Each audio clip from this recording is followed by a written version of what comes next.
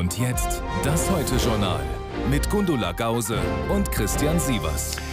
Ihnen allen einen guten Abend. Wir zählen auf Sie. Das hat der starke Mann in China heute gleich mehrfach gehört von seinen Besuchern, der Präsidentin der EU-Kommission und dem Präsidenten Frankreichs. Wir zählen auf Sie, dass Sie Russland zu einem Ende des Krieges gegen die Ukraine drängen. Wir zählen auf Sie, dass Sie selbst keine Waffen an Präsident Putin liefern. Das war ein fast schon verzweifelter Appell an Xi Jinping von zwei Europäern in Peking, die in ihrer Europäischen Union bislang keine wirklich gemeinsame China-Politik hinbekommen haben. Deutlich näher an der Wahrheit wäre deshalb so ein Satz gewesen: Wir hoffen, dass wir auf Sie zählen können. Liegt der Schlüssel für die Zukunft der Ukraine jetzt also in Peking? Miriam Steimer ist unsere Korrespondentin dort. Wir kommen gerade hier vom Eiffelturm und gleich wollen wir noch Notre Dame sehen. Peking ist so stark, dass sie sowas bauen können. Das ist echt nicht einfach. Um von Peking mal kurz nach Paris zu kommen, braucht man nicht einmal die Stadt zu verlassen. Der Weltpark hat alles. Ein bisschen in die Jahre gekommen, passend zum Verhältnis zwischen Europa und China. Um von Paris nach Peking zu kommen, braucht der französische Präsident 13 Stunden. Eine Regierungsmaschine und hat 50 Unternehmerinnen und Unternehmer an Bord. Das hat sich gelohnt.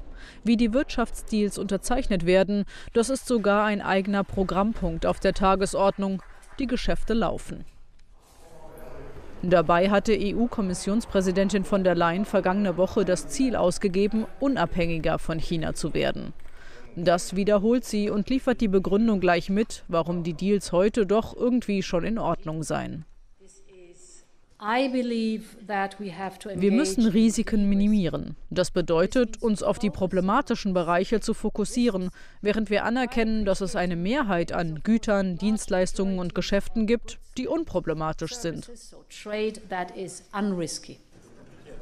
Für China zahlt sich aus, auf diese neue Strategie nur leise reagiert zu haben.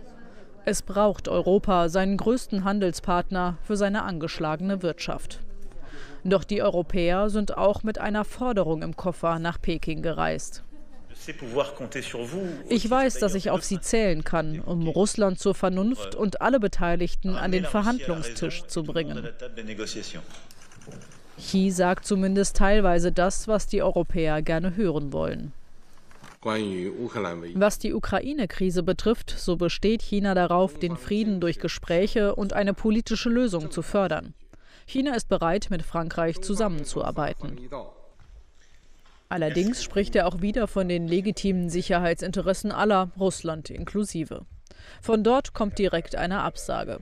China verfüge zwar über ein herausragendes Vermittlungspotenzial, doch die Situation in der Ukraine sei komplex. Es gebe keine Aussicht auf eine politische Lösung. Ja, wir sprechen gleich ausführlich über das, was hinter all diesen diplomatischen Floskeln steckt. Erst ein weiteres Polittreffen, das Schlagzeilen macht. In Moskau empfängt Wladimir Putin seinen belarussischen Partner Alexander Lukaschenko.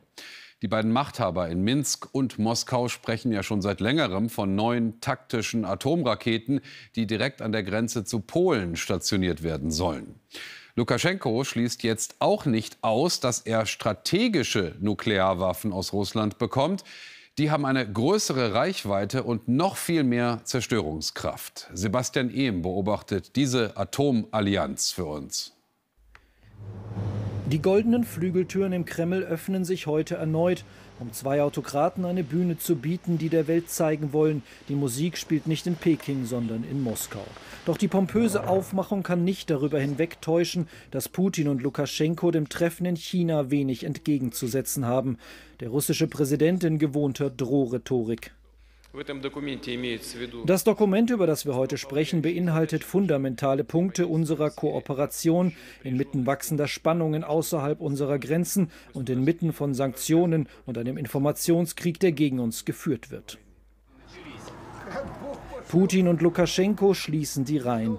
Das ist die Botschaft, die von diesem zweitägigen Treffen ausgehen soll. Schon gestern gab sich Putin herzlich, obwohl er seine Gäste sonst lieber an großen Tischen und mit großem Abstand begrüßt. Bis tief in die Nacht sollen die beiden zusammengesessen haben. Dabei könnte es auch um die von Putin angekündigte Stationierung russischer Kernwaffen in Belarus gegangen sein. Doch konkret wurden die beiden auch heute nicht. Wenn nötig, werden wir alles benutzen, was wir haben, um unsere Länder und Bürger zu schützen. Ich denke, der Westen würde das Gleiche machen. 700 Kilometer entfernt in der belarussischen Hauptstadt Minsk blickt Regimekritikerin Wolga mit Entsetzen auf die Allianz der beiden Machthaber. Sie will keine russischen Atomraketen, Belarus müsse sich nicht schützen vor dem Westen, das Land sei Teil von Europa und Putin und Lukaschenko Aggressoren. Ich kann mir nicht helfen, aber es widert mich an, diese beiden Kreaturen zusammen zu sehen.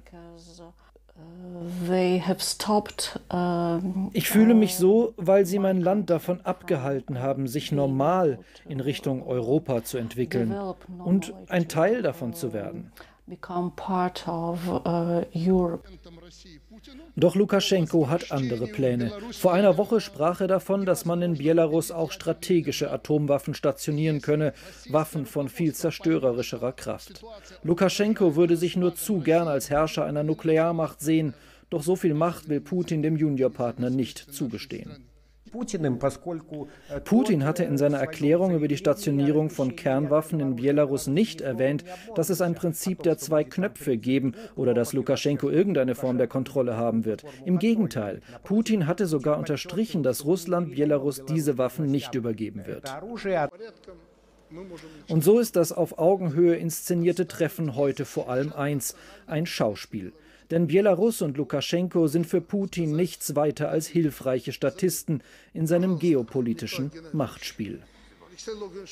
Gibt es viel zu besprechen. Bringen wir unsere Korrespondenten mit dazu, um herauszufinden, was sich da hinter den Kulissen tut. Und gucken nach Peking, Moskau und nach Brüssel. Miriam Steinmeier, guten Abend oder vielmehr guten Morgen. Es gibt eine ganze Reihe von Eilmeldungen heute über das, was Präsident Xi bei dir in Peking gesagt hat. Unter anderem, wir wollen Frieden und Dialog fördern. Jetzt haben wir aber andererseits ja gesehen, dass er gerade sich erst deutlich an die Seite von Wladimir Putin gestellt hat. Sagt er einfach jedem Besucher in Peking, was der gerade hören will? Ein bisschen ist das anscheinend so. Zumindest verfolgt Xi sowohl mit Russland als auch mit Europa das gleiche Ziel. Und das ist, ein Gegengewicht zu den USA aufzubauen. China ist unterwegs auf dem sehr schmalen Grat zwischen Russland und Europa und versucht mit beiden Seiten sich gut zu stellen und es sich mit keiner zu sehr zu verscherzen. Davon profitiert China vor allem wirtschaftlich. Und was ist konkret dann tatsächlich von Peking zu erwarten? Also zum Beispiel ein Telefonat wenigstens auch mit dem Ukrainer Selenskyj? Das hat hier heute angekündigt, dass ein Telefonat mit dem ukrainischen Präsidenten möglich wäre, wenn Zeit und Bedingungen passend seien. Das ist natürlich maximal vage und lässt ihm allen Spielraum. Dass Xi Druck ausübt auf Moskau, dafür gibt es keine Anzeichen. Bei den Waffenlieferungen an Russland, da wird er wohl sehr viel vorsichtiger sein. Denn dass der Preis dafür extrem hoch sein würde, das haben die Europäer in Peking ihm heute noch mal sehr klar gesagt. Dann gehen wir doch gleich weiter nach Moskau zu Christian Semm. Christian, jetzt kann man davon ausgehen, dass wenn China tatsächlich Druck machen sollte, dass Putin das da nicht einfach so ignorieren kann. Wie kommen denn die Zeichen aus Peking von Xi und seinen Besuchern in Moskau an? Ja, der Kreml, der hat das heute erstmal abgelehnt, hat China aber auf der anderen Seite gelobt und geschmeichelt. Das sind ja die zwei besten neuen Freunde, das haben wir gesehen vor 2 Wochen hier in Moskau. China gelobt und gesagt, das Land sei sicherlich ein exzellenter Vertreter für so eine Friedenslösung, aber, und dann kommt das russische Aber, die Lage in der Ukraine sei einfach sehr kompliziert und Kiew sei nicht bereit für eine Lösung. Deshalb müsste diese Spezialoperation, so wie der Krieg hier genannt wird, deswegen müsste die weitergehen. Und dann haben wir ja gerade den belarussischen Machthaber gesehen, der enorm Öl ins Feuer gießt, immer wieder die Atomwaffenkarte zumindest anspricht. Wie viel Säbelrasseln ist denn da dabei und wie viel tatsächlich besorgniserregende Aufrüstung? Ich würde sagen, das ist beides, aber zunächst steht einmal vielleicht die Drohung im Vordergrund, denn bis das alles implementiert ist, so wie das geplant sein soll, wird das ja noch dauern. Aber Putin weiß eben ganz genau, dass er diese Atomdrohung, diese Atomkarte immer wieder spielen kann. Das ist ja sozusagen sein letzter Joker und den wird er nicht aus der Hand geben, den wird er auch nicht mit einem Alexander Lukaschenko teilen. Lukaschenko ist ihm untergeben und Putin kann Belarus für seine Zwecke nutzen. Dann gucken wir auf die europäische Komponente des Ganzen mit unserem Mann in Brüssel. Ulf, guten Abend. Hat Ursula von der Leyen heute in Peking ihre neue, härtere China-Politik durchgehalten? Ich fand das eigentlich ganz interessant. Sie hat quasi zwei Gesichter in Peking gezeigt. Einmal das Offizielle, als sie mit Xi vor laufenden Kameras redete. Da war sie höflich, sprach zwar von komplexen Beziehungen, aber vermied irgendwelche direkte Kritik. Und dann hinter verschlossenen Türen, da ist die Kommissionspräsidentin wohl sehr deutlich geworden, hat die rote Linie zurückgezogen, hat gesagt, wenn China Waffen an Russland liefert, dann würde das nachhaltig die Beziehungen mit Europa beschädigen. Und sie hat auch gesagt, es muss einen faireren Handel geben zwischen Europa und China. Und falls China das nicht macht, drohte sie mit Maßnahmen. Und wie sehr ist am Ende dann doch wieder alles geprägt von der Tatsache, dass die EU rein wirtschaftlich eben ohne China nicht klarkommt? Zumindest aktuell nicht. Das war auch ganz interessant, die Rolle zu sehen, die Ursula von der Leyen gespielt hat. Das war die europäische, etwas kräftiger und etwas kritischer. Und dann war da Macron und er war doch etwas leiser und höflicher zu Xi. Da hat man gemerkt, ihm geht es vor allem bei dieser Reise um nationale Interessen, eben um Wirtschaftsinteressen. Und das ist wahrscheinlich das Problem. Wenn es zum Schwur kommt zwischen Europa und China, werden viele nationale Länder dann doch sagen, wir brauchen die Wirtschaft von China. Interessante Analyse. Herzlichen Dank nach Peking, nach Moskau und nach Brüssel. Und wir bleiben noch einen Moment in Moskau, wo sich auch das Schicksal eines Kollegen von uns allen hier entscheidet. Der Zeitungsreporter Evan Gershkovich ist in Jekaterinburg im Ural vom russischen Geheimdienst festgenommen worden. Den Vorwurf der Spionage weisen sowohl seine Zeitung, das Wall Street Journal, als auch die US-Regierung strikt zurück. Der Fall schockiert und wirft für alle Medien schwierige Fragen auf. Wie viel juristischen Schutz genießen offiziell akkreditierte Auslandskorrespondenten noch in Russland? Mit wie viel Willkür haben sie zu rechnen? Und was ist zu tun, damit Evan Gershkovich freikommt? Andrea Maurer ist dem nachgegangen.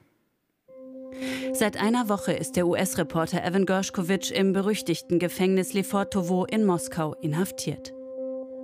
Für seinen Freund und Kollegen Anton Trojanowski, der das Moskauer Büro der New York Times aktuell von Berlin aus leitet, ist diese Verhaftung ein neuer Tabubruch durch Putin. In der Zeit nach dem Kalten Krieg. Es hat nie einen Fall gegeben in Russland, dass ein ausländischer Journalist als angeblicher Spion festgenommen war. Wir wissen, dass Evan faktisch jetzt ein Geisel des russischen Staates ist. Evan Gershkovich, 31, Sohn jüdisch-russischer Immigranten, war 2017 ins Land seiner Eltern zurückgekehrt, um zu berichten. Seit 2022 als Reporter für das Wall Street Journal. Der russische Geheimdienst hat ihn vergangenen Mittwoch verhaftet, wirft ihm vor, im, Zitat, Interesse der amerikanischen Regierung Informationen gesammelt zu haben. Er wurde wegen Spionage verhaftet.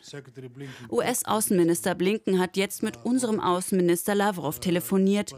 Aber über diesen Fall entscheiden nicht Lavrov und Blinken, sondern die Beweise, die die laufenden Untersuchungen dem Gericht liefern. Es gibt keine unabhängige Justiz in Russland. Russland ist eine Diktatur. Und deswegen müssen wir mit dem Schlimmsten rechnen. Und unsere Forderung an das russische Regime muss sein, Herrn Gershkovich unverzüglich freizulassen und das bedingungslos. Spionageverfahren in Russland aber sind langwierig und Bedingungen wird die russische Führung mit hoher Wahrscheinlichkeit stellen, sagt auch der ehemalige deutsche Botschafter in Moskau, Rüdiger von Fritsch. Sie greift hier zu einem besonders harten Mittel, sie will einen Preis hochtreiben, denn ganz offensichtlich steht zu vermuten, dass die russische Führung mit der Verhaftung von Evan Gershkovich darauf zielt, eine Freipressung zu erreichen. Möglicherweise, so Rüdiger von Fritsch, könnte der Kreml auch Interesse an einem russischen Gefangenen in Deutschland haben, Vadim Krasikov. Nicht auszuschließen ist, dass erneut, wie schon in der Vergangenheit, die Freilassung gefordert wird, jenes kaltblütigen Mörders, der im Auftrag des russischen Geheimdienstes, wie nachgewiesen werden konnte, 2019 im Berliner Tiergarten einen tschetschenischen Oppositionellen ermordete. Das sind die Art Preise, die die russische Führung verlangt. Noch im Juli twittert Evan Gershkovich: Über Russland zu berichten heißt jetzt regelmäßig Menschen, die man kennt, für Jahre ins Gefängnis wandern zu sehen. Nun hat es Gershkovich selbst getroffen. Sein Fall ändert viel. Fast alle US-Korrespondenten haben das Land verlassen. Anton Trojanowski hat Evan einen Brief ins Gefängnis geschickt. Ich habe ihm geschrieben, dass ich weiß, dass er stark ist, ein sehr starker Mensch ist und dass er hier durchkommt.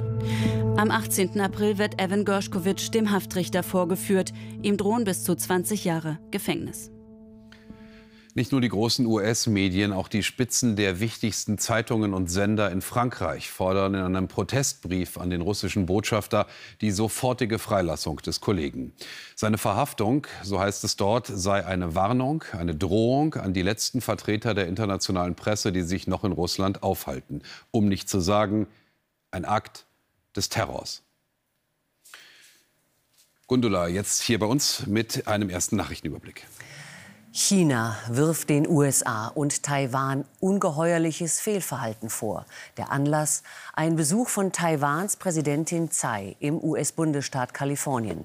Peking kündigte entschlossene Maßnahmen an und hat Kriegsschiffe in die Gewässer um Taiwan geschickt. Tsai dankte dem Vorsitzenden des US-Repräsentantenhauses McCarthy für die Unterstützung der USA für Taiwan. Das ranghohe Treffen verschärft die Spannungen zwischen den USA und China, das Taiwan als abtrünnige Provinz betrachtet. In Frankreich sind am mittlerweile 11. Protesttage wieder Zehntausende gegen die Rentenreform von Präsident Macron auf die Straße gegangen. Trotz eines Großaufgebots der Polizei kam es erneut zu Ausschreitungen. Unter anderem in Paris, Lyon und Nantes setzte die Polizei Tränengas gegen die Demonstranten ein. Sie protestierten gegen die schrittweise Anhebung des Renteneintrittsalters von 62 auf 64 Jahre. Die Gewerkschaften hatten gestern ein Schlichtungstreffen mit der Regierung abgebrochen. Mehr Mittel im Kampf gegen Cyberattacken. Das fordern Politiker mehrerer Parteien nach den Hackerangriffen auf Internetseiten von Bund und Ländern. Seit Tagen legen Kriminelle mit Überlastungsangriffen die Internetauftritte verschiedener Behörden vorübergehend lahm. Zu einigen davon hat sich eine pro-russische Gruppe im Nachrichtendienst Telegram bekannt. Betroffen sind zum Beispiel Polizeibehörden in Niedersachsen. Die Landeskriminalämter ermitteln. Die Auswirkungen der fortschreitenden Erderwärmung registriert die EU seit 25 Jahren mit ihrem Umweltbeobachtungsprogramm Copernicus. Nach dessen Daten war der März der zweitwärmste seit Beginn der Aufzeichnungen. Und das Meereis in der Antarktis hat sich im März deutlich weniger ausgedehnt als üblich. Mit 28% unter dem Durchschnitt. Der zweitniedrigste Stand für einen März seit 1998. In Jerusalem kommt alles zusammen. Immer schon. Genau genommen nicht mal in Jerusalem generell, sondern auf ein paar hundert Metern im Zentrum der alten Stadt, die gleich 3 Weltreligionen heilig ist. Aktuell gilt das nicht nur historisch religiös, auch der Kalender trägt dazu bei. Das jüdische Pessachfest läuft, die Muslime begehen den Fastenmonat Ramadan und für die Christen beginnen die Ostertage. Dazu kommt die politische Gesamtlage und speziell die Verfassungskrise in Israel. Es gibt heftige Zusammenstöße auf dem Tempelberg und in der Al-Aqsa-Moschee. Es gibt Raketen auf Israel, auch im Norden aus dem Libanon. Und in Jerusalem, wo sich aber tausende Gläubige versammelt haben, halten sie den Atem an. Michael Beverunger. 36 Raketen aus dem Libanon auf Israel, das hat es lange nicht gegeben. Zum Glück nur 3 Verletzte, ansonsten vor allem Sachschaden. Doch der Schock ist groß, die Situation im Land ist ohnehin angespannt genug. Es gab Alarm und darauf einen Knall in der Luft. Das Auto, das gerade an meinem Haus vorbeifuhr, bekam Trümmerteile der Rakete ab. Schon vorher ist der Konflikt um die Al-Aqsa-Moschee und den Tempelberg eskaliert. Verbarrikadierte Palästinenser schießen Feuerwerkskörper auf Polizisten, die reagieren mit Schlagstöcken und Festnahmen. Das alles zu einem Zeitpunkt, in dem das Land durch einen Verfassungsstreit innenpolitisch zerrissen wird. Wie Familie Schafir feiern die Israelis gerade das Pessachfest. Im ganzen Land sitzen dann Familien um den gedeckten Tisch und singen aus der Haggadah, der biblischen Geschichte vom Auszug der Israeliten aus Ägypten. Für die Familie von Israel Schafir hat dieses Pessach eine besondere Bedeutung. Relik nennen ihn alle, der Codename des Ex-Piloten, der viele Schlachten für sein Land geschlagen hat. Wir können zwei Dinge von Pessach lernen. Zum einen befreie dich und versklave andere nicht. Für diese Überzeugung gehen er und seine Familie seit Monaten auf die Straße gegen die sogenannte Justizreform. An die 1 Million Leute kommen und sagen, unsere Freiheit hängt von einer freien und starken Justiz ab und von Gewaltenteilung.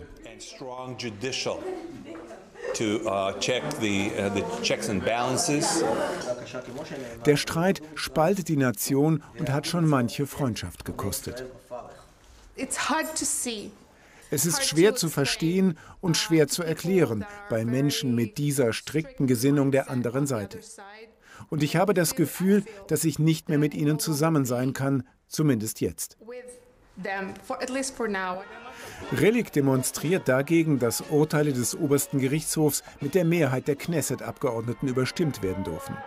Genau das aber will die andere Seite durchsetzen und mobilisiert dafür ihren Protest. Auch sie glauben, den Staat Israel retten zu müssen und sehen nicht, dass die Demokratie auch demokratisch abgeschafft werden kann. Das oberste Gericht erlaubt sich mehr, als es sollte. Es mischt sich in Sachen ein, in die es sich nicht einmischen sollte, obwohl es nicht demokratisch gewählt wurde. Das ist Diktatur. Wir unterstützen die Reform, die die Macht in die Hände der gewählten Politiker geben wird. Zum Streit um die Justizreform kommt nun die Eskalation der Gewalt vor dem Karfreitag, an dem Zehntausende christliche und muslimische Pilger in Jerusalem erwartet werden. Dass es so nicht weitergehen kann, diskutieren sie auch am Pessachtisch von Familie Schafir. Die Fragen sind, wie sehr versklaven wir die Palästinenser, wie sehr ist das ihre Schuld und was können wir tun, um die Situation zu verbessern. Doch der Riss durch Israels Gesellschaft ist in dieser Frage wohl tiefer als alles andere. So, jetzt müssen wir aber dringend noch mal zur aktuellen Situation kommen im Nahen Osten. Michael, wie ist denn diese Gemengelage, diese brisante Gemengelage in den Griff zu bekommen, gerade auch mit der Eskalation an der libanesischen Grenze im Norden?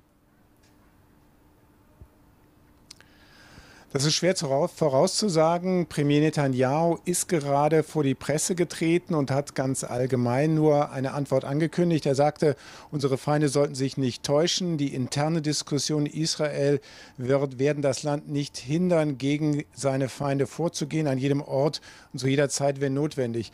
Damit räumt er offen ein, dass Israel zumindest geschwächt wird nach außen mit einem Verteidigungsminister, der eigentlich nur noch kommissarisch im Amt wird, weil er sich im Verfassungsstreit um die Justizreform offen gegen Netanyahu gestellt hat. Diese Schwäche versucht nun offenbar die Hamas auszunutzen, indem sie den Konflikt weiter auch aus dem Libanon eskalieren wird. Auch zur Frage, wie geht es denn nun morgen am Karfreitag in Jerusalem weiter, wo eben Zehntausende Pilger zusammenkommen, hat er nur gesagt, es gebe keine Änderung des Status quo auf dem Tempelberg, aber Israel werde mit harter Hand gegen diejenigen vorgehen, die dort Gewalt ausüben wollten. Also auch hier ist nicht klar an der Linie, wie sich die Linie ändern wird, eher nicht. Und für morgen ist eine weitere Eskalation daher eher zu befürchten. Michael Beverunge, ZDF Tel Aviv, vielen Dank. Und hier bei uns nochmal du, Gundula. Mit einer guten Nachricht aus der deutschen Wirtschaft. Dank steigender Aufträge fahren die Unternehmen ihre Produktion weiter hoch. Das Plus überrascht, denn Inflation und Energiekrise ließen ein Minus erwarten. Sina Meinitz an der Börse. Wie erklärt sich diese Wende? Ja, diese Wende erklärt sich erstens durch steigende Nachfrage und zweitens durch eine deutliche Entspannung bei den Lieferketten, sodass bereits bestehende Aufträge jetzt endlich abgearbeitet werden können. Ein Volkswirt bezeichnete bereits den Januar als Sahnemonat für die deutsche Industrie. Der Februar hat ihn sogar noch getoppt. Ein Plus von 2% gegenüber dem Vormonat dank florierender Exporte und mehr Industrieaufträgen. Es sieht so aus, als hätte die deutsche Wirtschaft die Talsohle durchschritten und die Rezession vorerst abgewendet. Auch das Bruttoinlandsprodukt steigt wieder leicht an. Ebenso erging es dem DAX in der Karwoche. Er geht mit einem Plus von einem halben Prozent ins lange Osterwochenende. Am Ende ein Stand von 15.598 Punkten. Ja, mit solch einer schnellen Erholung der deutschen Industrie hatten wohl die wenigsten gerechnet. Und in welchen Branchen läuft es denn besonders gut? Einen besonders großen Anteil an diesem Plus in der Gesamtproduktion hatte das Zugpferd der deutschen Wirtschaft, die Automobilindustrie. Ein Zuwachs von 7,6% im Februar verglichen zum Januar. Auch ein Plus bei der Chemie- und Metallindustrie von 1,9% und in der Bauindustrie noch ein Zugewinn von 1,5%. Wichtigster Handelspartner Deutschlands bleiben die USA. Ob sich dieser positive Trend also fortsetzt, hängt auch davon ab, wie sich die dortige Wirtschaft entwickelt. Weiterhin steigende Zinsen bremsen die Konjunktur aus und auch die Themen Energie und geopolitische Spannungen könnten dämpfend auf die florierende Wirtschaft wirken. Vielen Dank, Sina, nach Frankfurt. Gründonnerstag ist traditionell ein stauträchtiger Tag. Und nach der Pandemie nutzen wieder mehr Menschen die Osterfeiertage für eine Kurzreise. Auf der A7 südlich von Hamburg stauten sich die Autos auf 35 Kilometern. Zusätzlich zum Osterreiseverkehr waren die Auto- und Lkw-Fahrer dort von Klimaaktivisten blockiert worden, die sich erneut in Hamburg, dort am Eingang zum Elbtunnel, festgeklebt hatten. Bis die Straßen wieder frei waren, dauerte es Stunden. In Rom haben die Osterfeierlichkeiten begonnen und Papst Franziskus nimmt nach seinem Krankenhausaufenthalt an allen teil. Als ein Zeichen der Demut wusch der 86-Jährige in einem Jugendgefängnis Häftlingen die Füße. Eine biblisch überlieferte Geste von Jesus beim letzten Abendmahl. Zuvor hatte der Papst die Gründonnerstagsmesse im Petersdom gefeiert und morgen will Franziskus an der Kreuzwegsprozession teilnehmen. So, und damit sagen wir Danke für heute und freuen uns an Kar-Samstag wieder auf Sie. 0:15 Uhr ist hier nochmal Zeit für unser Heute-Journal-Update mit Nazan Gökdemir. Vom gesamten Team, auch den Kolleginnen und Kollegen hinter den Kameras, einen angenehmen Abend. Auf Wiedersehen.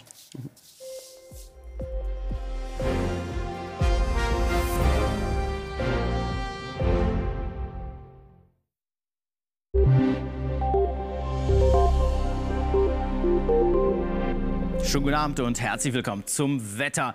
Der Blick zurück auf den März global und das sind die Copernicus-Daten. Und wir sehen, es war teilweise viel zu kalt, zum Beispiel über Nordamerika.